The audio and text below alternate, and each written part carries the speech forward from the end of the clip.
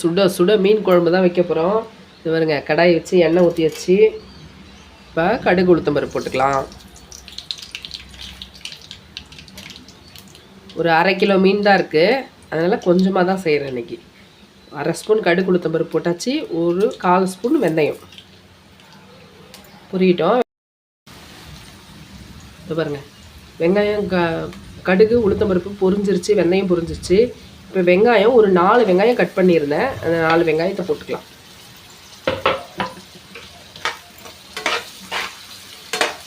Current போயிடுச்சு, இங்கே பாதி வதங்கிருச்சு. இப்போ ஒரு 5 பச்சை மிளகாய் எடுத்து வச்சுருக்கேன், இதை போட்டுக்கலாம். கொஞ்சம் கருவேப்பிலை அலசி வச்சுருக்கேன், இதை போட்டுக்கலாம். நல்ல மழை, வெளியில் ரோட்டில் தண்ணி நிற்கிது. எல்லாம் பத்திரமா இருங்க, மழையில் தண்ணியை வேடிக்கை பார்க்குறேன்னு வெளியில் போயிடாதீங்க, பத்திரமா இருங்க. வெங்காயம் வதங்கிருச்சு. இப்போ ஒரு 3 தக்காளி கட் பண்ணி வச்சுருக்கேன், பெரிய பெரிய தக்காளி, இதை போட்டுக்கலாம்.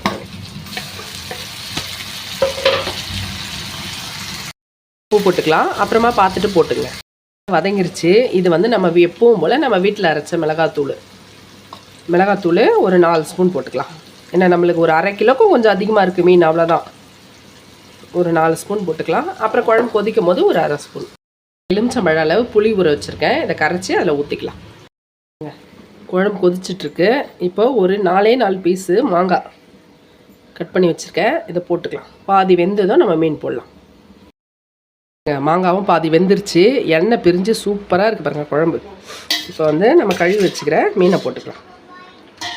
சங்கரா மீன் தான் எடுத்திருக்கேன், எடுத்து போட்டுக்கலாம்.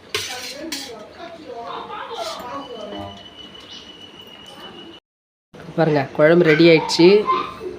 இது பாருங்கள், மீன் உடையாமல் அழகாக வந்துச்சு பாருங்கள். மாங்காவும் வெந்துருச்சு. குழம்பு வாசனை விட்டே தூக்குது. இந்த மாதிரி செஞ்சு பாருங்கள், எப்படி இருந்துன்னு கமெண்ட் பண்ணுங்கள். பாய்.